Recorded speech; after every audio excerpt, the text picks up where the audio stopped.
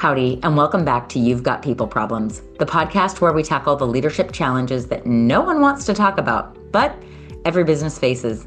I'm your host, Mel Ortiz with Activate Human Capital Group.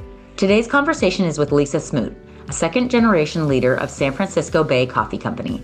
You'll hear more about her background as we jump in, but what stands out most is the way she thinks about succession, leadership development, and building a family business that can survive beyond the founder's generation.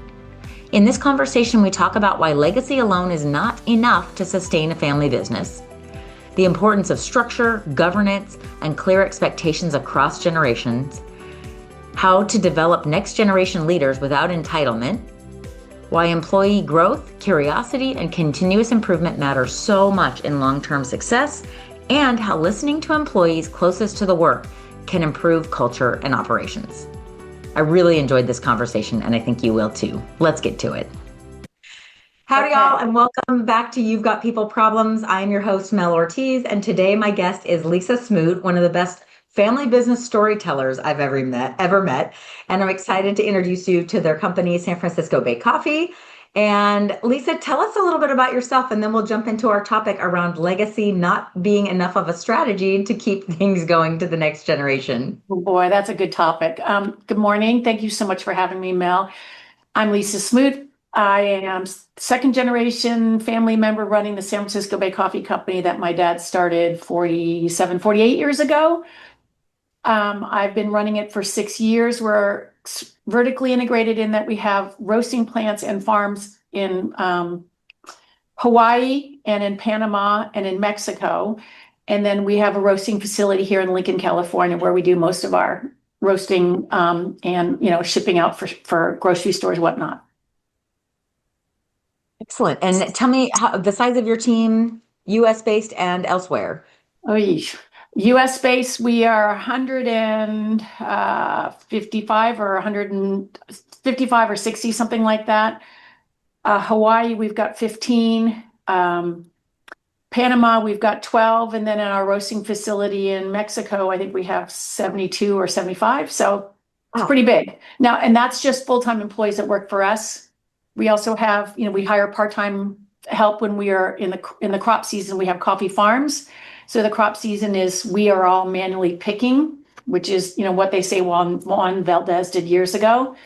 Because of the altitude and everything else, there's no mechanical way you can pick this. You have to have people go out and manually pick the cherries off of the trees and bring them down for processing. So that could be 1,500 more people added to the mix just seasonally. Yeah. And how has that changed since you took the reins? How has the company changed? Everything has changed. Quite honestly, when I first took over, we were doing a lot of things that didn't make sense to me and sort of defrayed our focus on our core business, which is roasting, specialty grade coffee and providing it to consumers at the best value we can offer. We were looking into doing cold brew, and we were looking into coffee with medical marijuana to, all of this crazy stuff that didn't really make sense. Coffee shops that were out in the middle of nowhere with no foot traffic, that kind of stuff. So what I first did when I first started is I looked at everything we were doing. And in the first, month, we canceled 57 things that we were doing that to me just didn't make sense. And I think pause a moment. How long ago is that? When did the transition happen? If I remember correctly, your dad said, "I'm ready to retire. Here y'all go." So my dad said, "I'm ready to retire" in 2017, which was shocking because my dad, this was his baby. He started this company and I think about this all the time. I'm sure I've told you this story. When he was 42 years old or 48, something like that, he liquidated all his assets. He took his 4 kids' college funds, took out 2 mortgages on the house and said, "Hey, hon, I got this bankrupt coffee company I want to buy." And my mom said, "Great, let's go." And I was like, I thought about that. I remember when I was 42, I was washing dishes in my kitchen and I was going, there's no way I would have ever had the courage that my mom had to say, "Yes, let's go." And my dad had a lot of training. He was, we were born and raised East Coast. So he had consumer products, Block Drug, Mitchum Thayer, Revlon, all that kind of stuff. So he had a lot of experience and he knew what he was doing. But My dad's a very, very stubborn person, and it's my way or the highway. So he was probably not a good team player when it came to the big corporations. So he thrived in his own environment doing what he wanted and how he wanted to do it. So yeah, I took over in 2019. I think I canceled 57 things in the first year that we were doing that didn't make sense. And then I was in sales. I was in private label sales. So I mean, I know about production and that kind of stuff, but I didn't really know the details of it. So I spent a lot of time looking at things we were doing and saying, why are we doing it that way? Just to learn. And in my simple mind, I was like, that doesn't make sense. Why don't we do it, cut out this one step and we could just be as efficient. And I've learned since 2019 that I'm a really, I love processes and I love rules. And so, and I go around and I'll say, just because we've always done it this way doesn't mean it's the best way to do it. Is there a better way to do it? And let's try it. So we've been sort of learning and growing together, and we canceled a lot of stuff that wasn't making money, that was just draining the capital, and refocused on efficiencies and automation in our core business. And here we are today. We just did a package relaunch, or redesign, I should say, in April. They didn't want to do it April 1st, but I did, because I thought it'd be really funny to say, this is not an April Fool's joke. But my marketing team said, no, you can't do that. So we relaunched our packaging. We started marketing. We've never had a marketing department. We started doing actual advertising at campaigns 2 years ago. So we're implementing a lot of stuff that we hadn't done before to sort of become a real company and do things, that make more sense. And did you get any resistance from your dad about any of the things that you stopped doing, or he really just turned on his heel and walked away? So my dad left in 2017, and one of my brothers was running the company, and he had all sorts of crazy ideas. And he didn't like us telling him no, the other three siblings, and he didn't want to be part of he wanted to do he was like my dad, my way or the highway. And when I took over, he said, I don't want any part of this, and he left. So my dad didn't, he didn't question things. He also is a process-driven person, and I think he understood what we were doing and why we're doing it. So for him, it was fine. It was fine. It was my younger brother that had the problem with me saying, no, we shouldn't be doing this. It's too much money, and it's going to be 10 years to get a return on the investment. This is dumb. Let's stop. Doesn't make sense. We're a coffee roasting company. We're not a cosmetic company, or whatever it was that we were doing, right? So your two brothers, the older one was running the company before you, or the younger one was? So I have three brothers. I have three, two okay, that work with me, and my youngest brother does no longer works in the company. He was the one running the company, and then he decided this isn't working for me because I want to do my own thing. So he went off and he's doing his own thing. So my brother John and my brother Jim work with me in the business, and they, I've learned they move a lot slower than I do. And I'm like, come on, we got to go. So I've learned the workarounds to get them to jump on the train and agree with what I want to do. Planting lots of seeds early, is that part of the strategy? Planting lots of seeds early and giving them like, hey, this is what I'm thinking of doing, and this is why. So when we did it, I don't have to wait a month for them to ponder it and consider it. They're like, oh, okay, I see what you want. Okay, fine, let's do it. And we just do it. Sure. So I got to give them lots of data, and I got to give them a long runway to look at that stuff before I say, this is what we're doing and this is why. And then they say, okay, got it. So what roles are they playing in the business today, Lisa?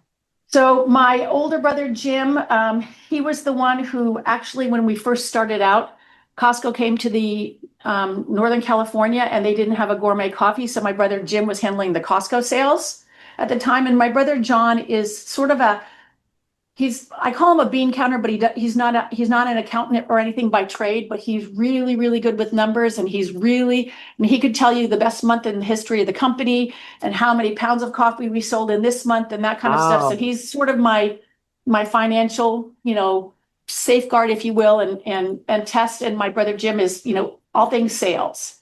Okay. Good divide and conquer strategy. Yeah, exactly. So with our topic being legacy is not a strategy, there are some families who have lots of rules around, like I have a couple friends who I went to Cal Poly with, who their family business rule was you can always come back, but you first have to leave. You have to go to school out of state. You have to work in another business. You have to be promoted in another business. Had a lot of rules around it. Right. And then there Right. was my brother who came home to our family business, he had done a 6-month internship with Monsanto, realized he Wow. had no interest in corporate America, came right home to the family farm and has been there, I don't know, 17 years or something now. And there wasn't a single rule in place other than my dad kind of discouraged us from coming back. Where where was your family and how has that evolved since your generation for generation three? I sort of, I struggle with that. I see the point of people going out into other companies and learning the experience. So I have 5 of generation 3 that work for me now, and 2 worked in other companies and then came in. But my struggle is that consumer products is such a different, coffee roasting specifically is such a different thing from selling a can of tomatoes or selling packaging. You sort of have to know how the coffee's grown, how the coffee's picked, why our coffee, what is Robusta, what is Arabica, how is our coffee different, what makes it so special. And that kind of stuff is a long, long learning curve. I mean, I worked in this business my whole life from college, graduating from college to now. And it takes a long time to understand and be able to speak intelligently. And, there's a lot of people who go into let's say a Safeway, a salesman goes into a Safeway, he's trying to sell this bag of coffee, but he doesn't know what does high altitude mean or what is robust, so we try and give our salespeople all the tools. My oldest son and my nephew bring the outside experience of having to deal with, bosses they don't like and whatnot. But the 3 that are in it, they are very, very, they look at everything we do and say, well, why are we doing it this way? That doesn't make sense to me. So I see both sides of the coin, but me personally, I don't think it's really that important as long as there are good guardrails in place and there is a program to develop them in their departments and within the company.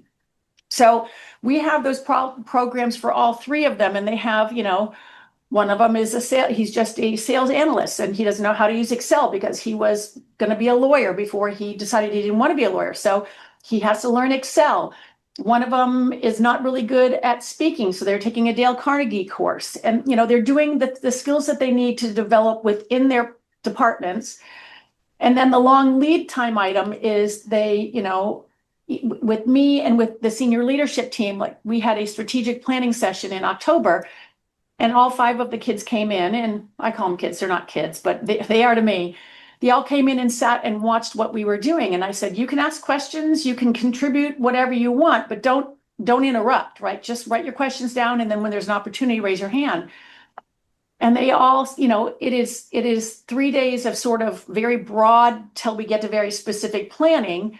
And it just sort of gives them an idea of what we have to do and why we do what we do, so that, in 15 years when they're running the company, they understand, oh, well, we've got to do strategic planning, or, this is the way we want to focus it. And it's really about, in my mind, it's the big picture. I'll take each of them to trade shows with me and introduce them to people I'm doing business with. And we go to the coffee farms. And then we have one of our CFO who worked under my dad said, he lives in this area and he's retired. He said, I would love to work on a very short program with your kids and your nephews to talk to them about their grandfather, because they worked very closely together for 8 years, and he has a lot of great stories about how my dad thought and that kind of stuff. So I think for us, it's, one of my nephews wanted to go work at Salesforce before he came in to get sales experience. And I said, I understand that,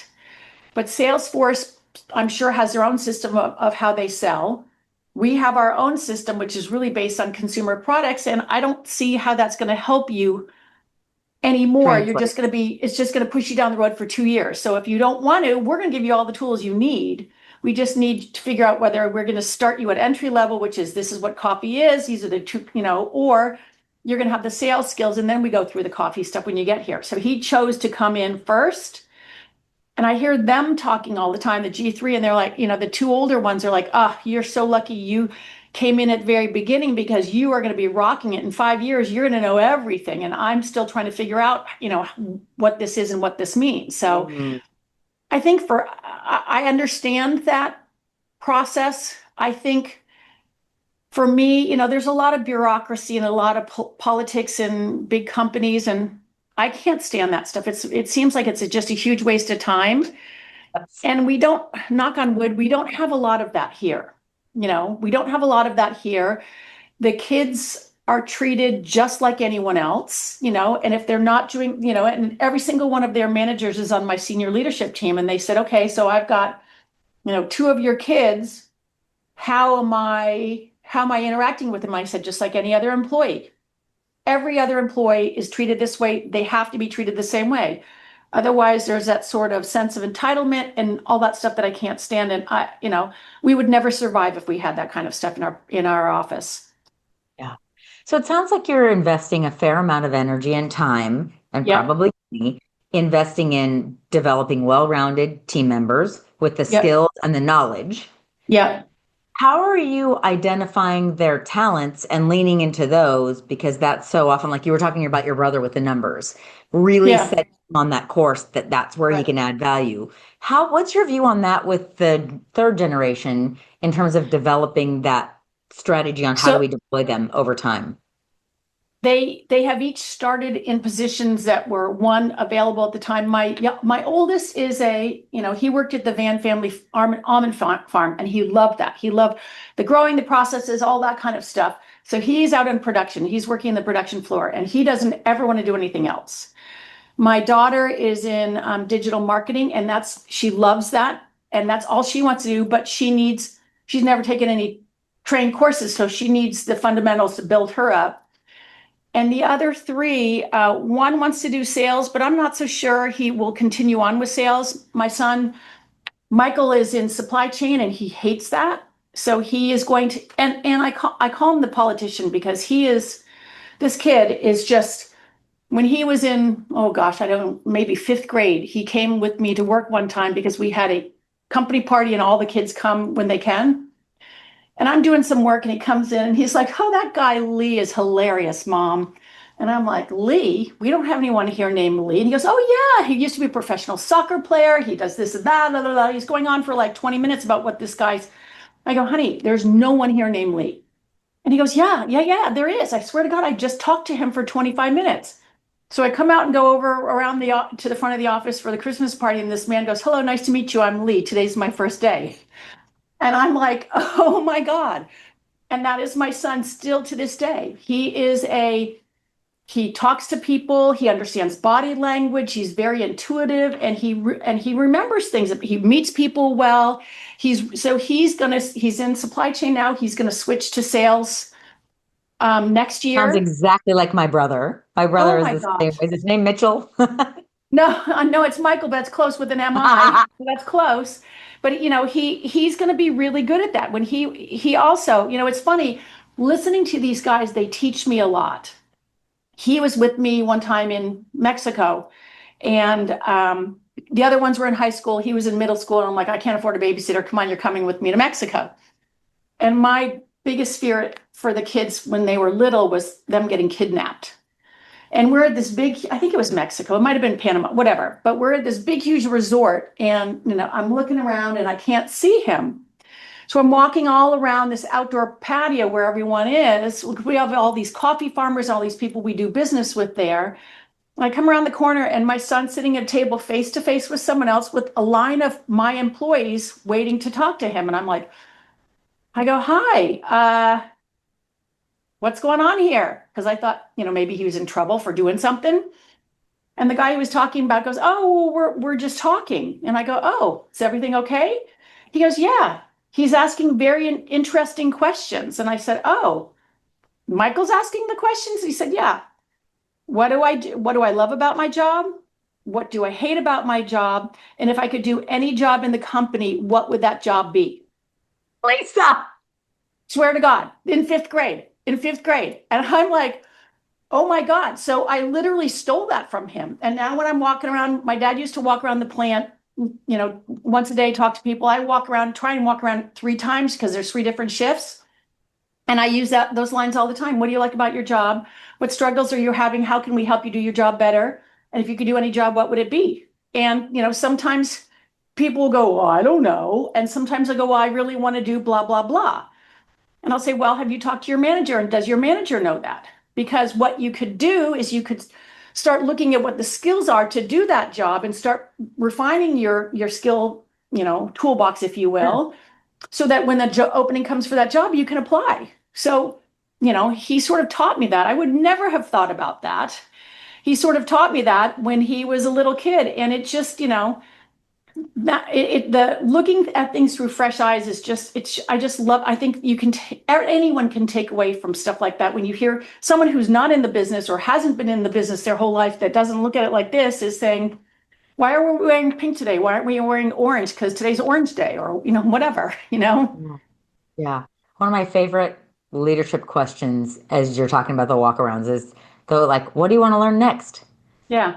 Yeah. And the simplicity of that. And if they haven't thought about it, they go away and they start thinking, what do I want to learn next? And it sets the expectation that I expect you to be here. I expect you to keep learning. And I'm really curious about what you're drawn to, because that's usually where your talent set lies.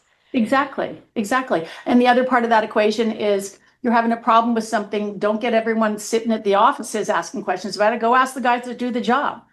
We're having a problem with this. Why, tell me how we have the best way to do this. And this keeps happening. Why does this keep happening?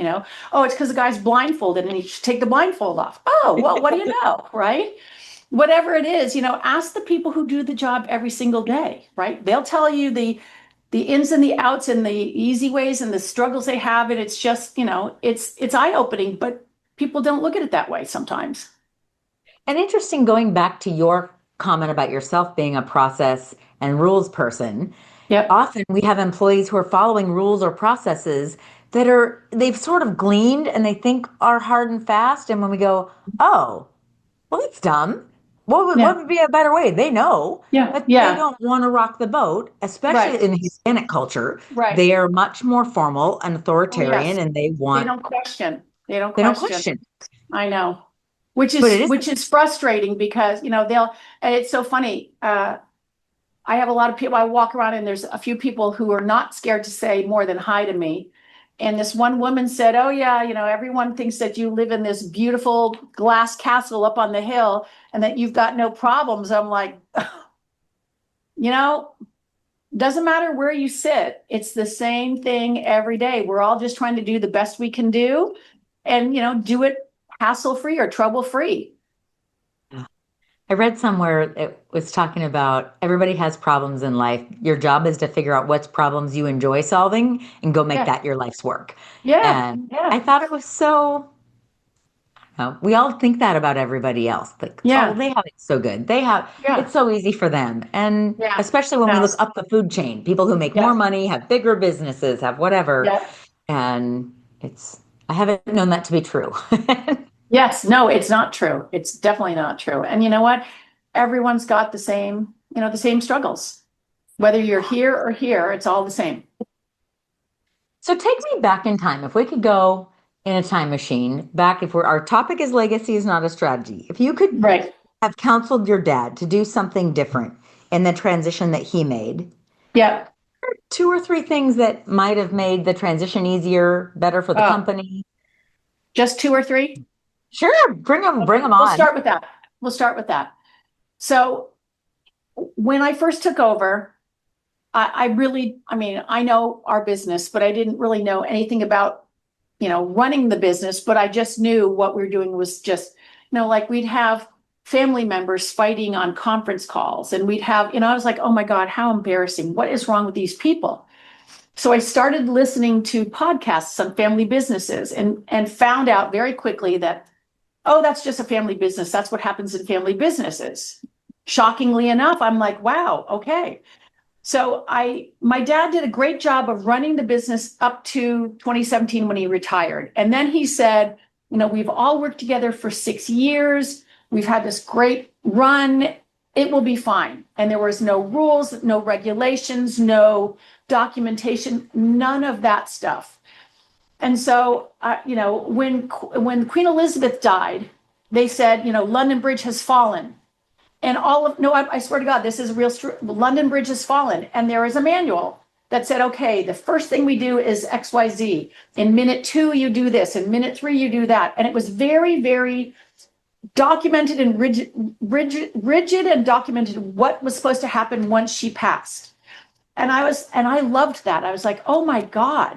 And I talked to a woman who's a consultant in family businesses, and it was a little too late for us, but she's like, oh, I work with family businesses. And when the kids are little, we talk about, we have a family council and we talk about what kind of things that they like to do. And then we look at their family business and see how it could equate into a job in their family business. And then we look at, and I was like, wow. I literally talked to her for 3 hours on the phone on my drive home and went, wow, I wish we had done that, because it would have set us up.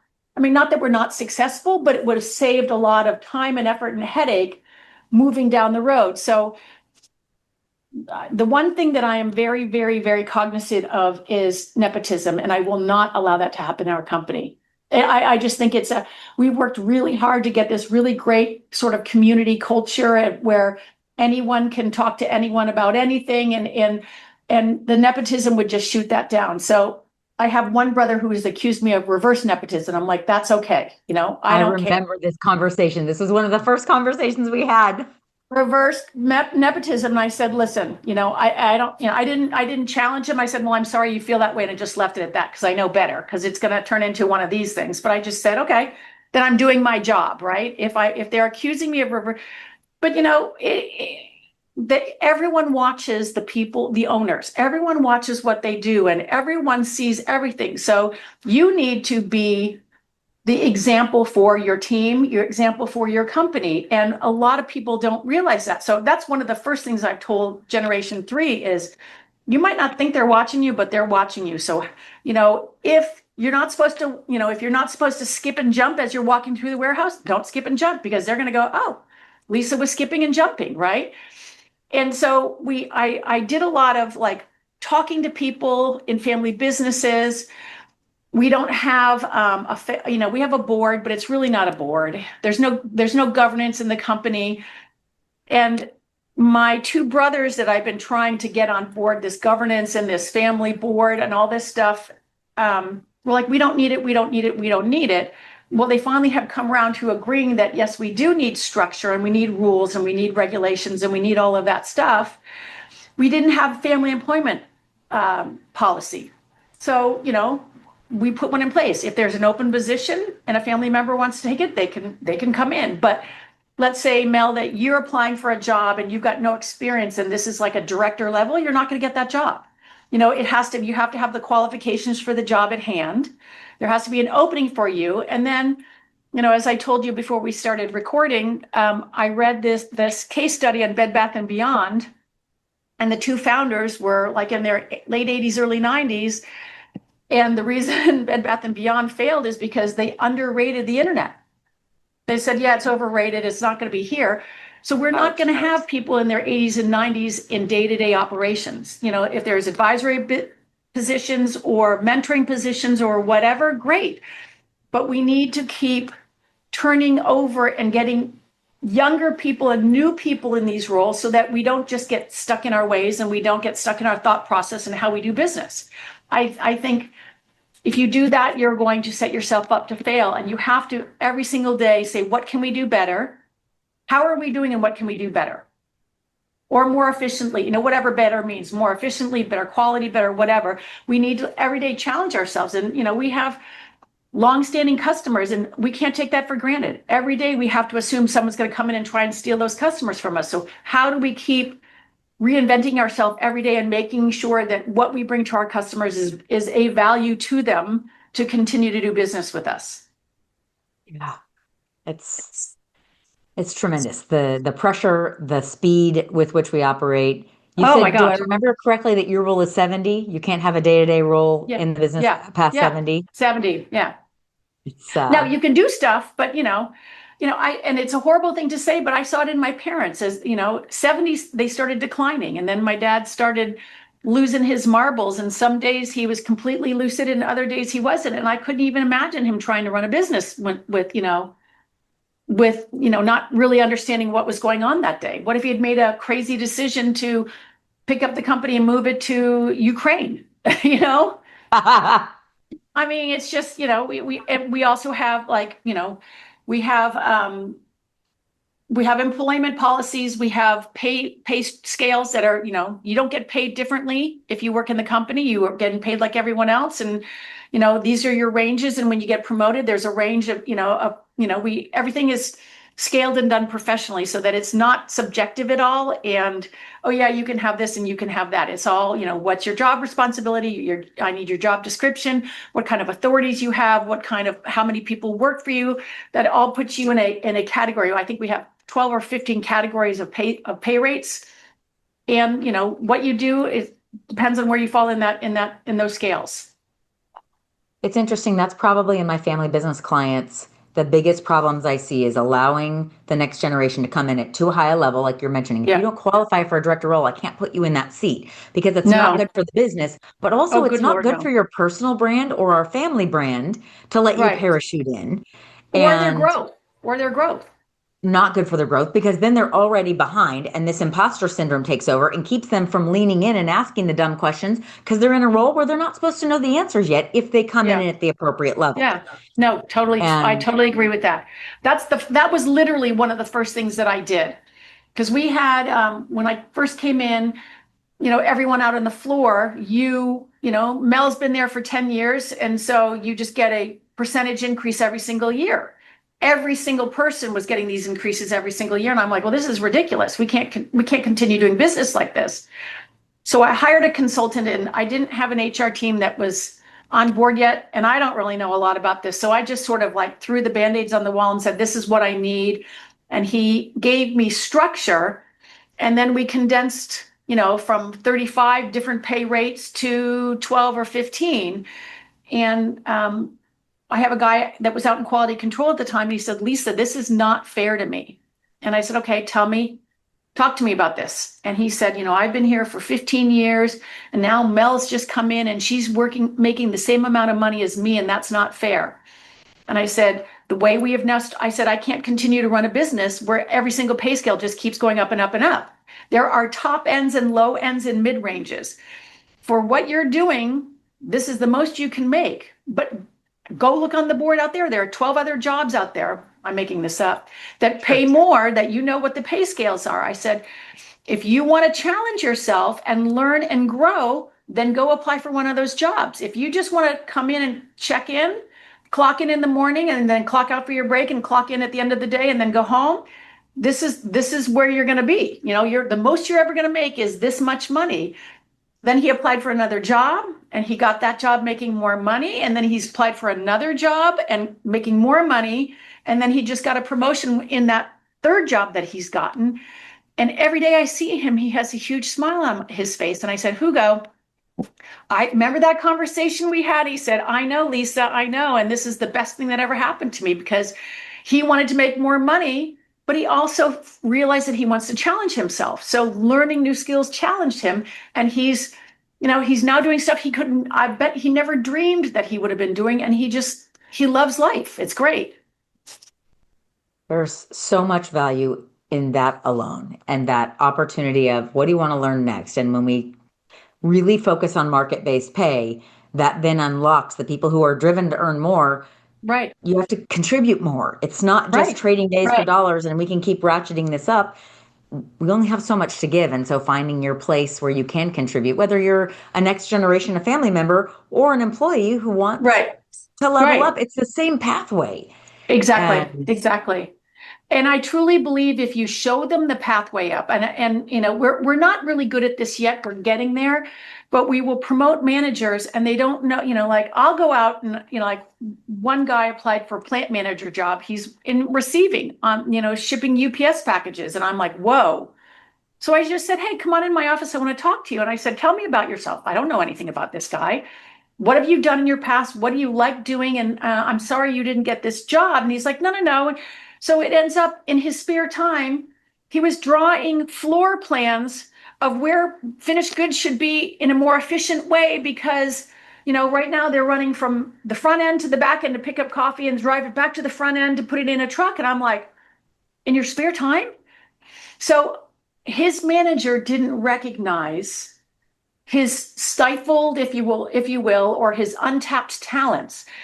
So we're not good at recognizing that, unfortunately, and we need to get better at that. But there's a lot of stuff that we're starting to do and how to have, and promoting people when say good luck to you, Mel. You're now a supervisor, you're now a lead, whatever. How do you have difficult conversations? How do you hold a meeting? How do you write an agenda for the meeting? We're starting to develop that playbook for them so that we don't just throw them in the pool and say good luck to you. They have the tools, or they know where the tools are. Now, part of the problem now is having them ask the right questions, instead of saying, I don't know how to do this, and expecting you to do it for them. So we're working on that part too. But just how to have a difficult conversation, and how do you do reviews? How do you recognize people who are A+ and might be a rock star that we want to make sure that we are paying attention to and finding out what their passions are? Yeah. That's hard. That's a hard thing to teach, but I think part of that is just keep doing it, right? Right. His boss, his boss, the guy I talked to, his boss, I said to my leadership guy, you need to talk to this guy and make sure that these are qualities you need to look for in someone that wants to do more than just their job. So connecting the dots on what he was doing versus, what that means, right? It's interesting. We do a lot of employee engagement surveys, and often one of the add-on questions we'll add at the end is, what's one thing that you see that could help us be more effective as an organization? Yeah. Some version of that. And the ideas that come through. Crazy. And all these surveys are confidential. So then I'll see one and I'll say, wow, this looks like a really good idea. And I'll go back to the employee and say, this is confidential, but could I share your name with this? Because this is a good idea. Right. And they'll say, oh, wow. Thank you. Yes. They won't share any of your other individual responses. Yeah. And sometimes we see bad stuff that we're like, of course, pay me more money. Well, but even stuff like that's concerning, like we're being asked to work through our lunch break. That somebody in leadership's going to want to know, we're pushing for productivity numbers, but at what cost? And at that what cost could be a lawsuit. So it's like, hey, can we address this individually? But what I really hear you saying out of all this is the legacy piece isn't just about family related members. It's about our whole team and figuring out what are these talents we should be nurturing, because often we don't ask, what do they do with their free time? What do they see that needs to be fixed? And if we don't ask, a lot of employees won't say anything, even if they are sketching out plans. I know, crazy. It's crazy.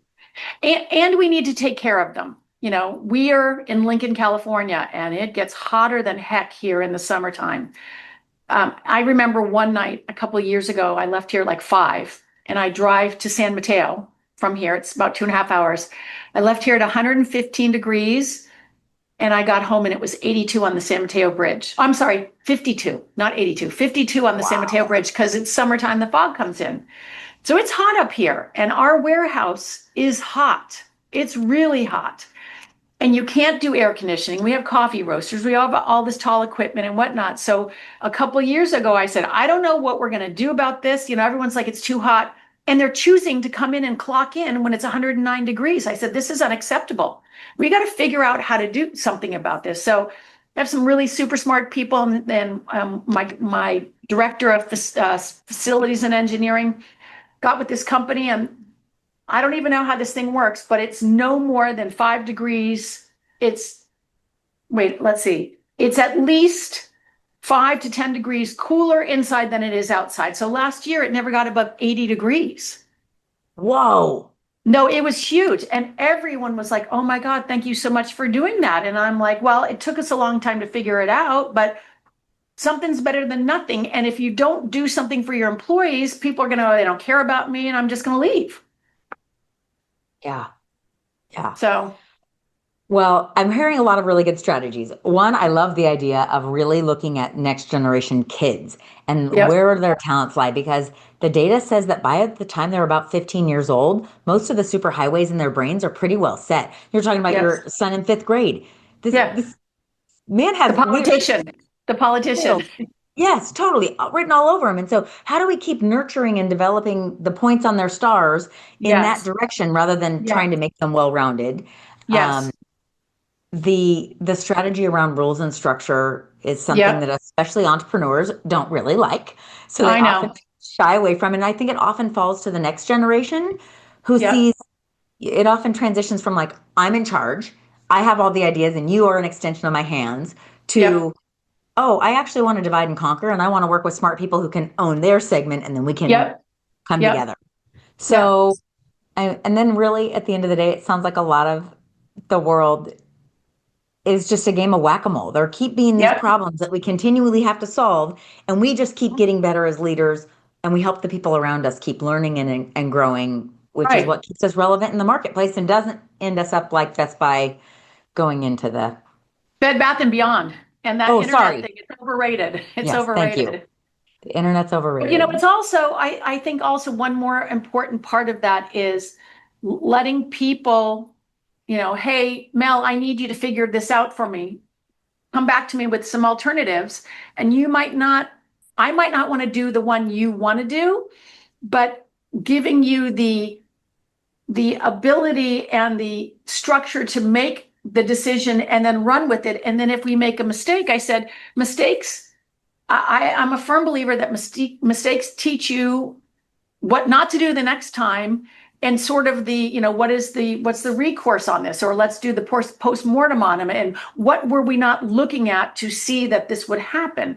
And it helps everyone learn what not to do. And quite honestly, I have a friend that his boss, when they make a mistake, he screams and yells at him, and I'm like, no one wants to make a mistake. This is not what you're trying to do. So let's give them the grace when they do make a mistake and say, okay, tell me what happened, what went right, what didn't go right, and how should we approach this, and what factors should we consider next time so that we don't do the same thing.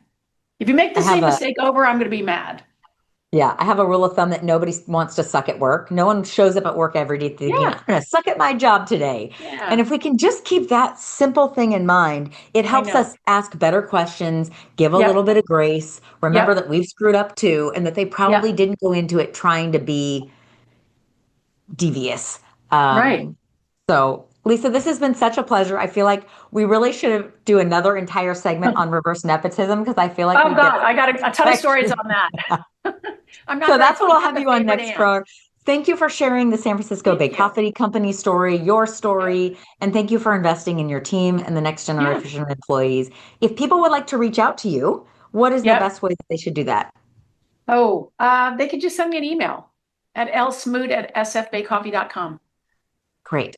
And if you are listening because you know Lisa and not me, my name is Mel Ortiz. My company is Activate Human Capital Group, and we're all about solving people problems, from engagement to role clarity to right people, right seat issues to next generation planning and direction. So thank you so much for your time, Lisa. And Thanks, I look Mel. forward to the next. It was great to see you.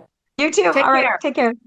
Well, that's a wrap on this episode of You've Got People Problems. If you got something out of the conversation, make sure to subscribe, leave us a review, and share it with the other leaders in your network, because let's face it, we all have people problems. You can watch full episodes on YouTube or listen on your favorite podcast app. But either way, thanks for listening, and we'll see you next time.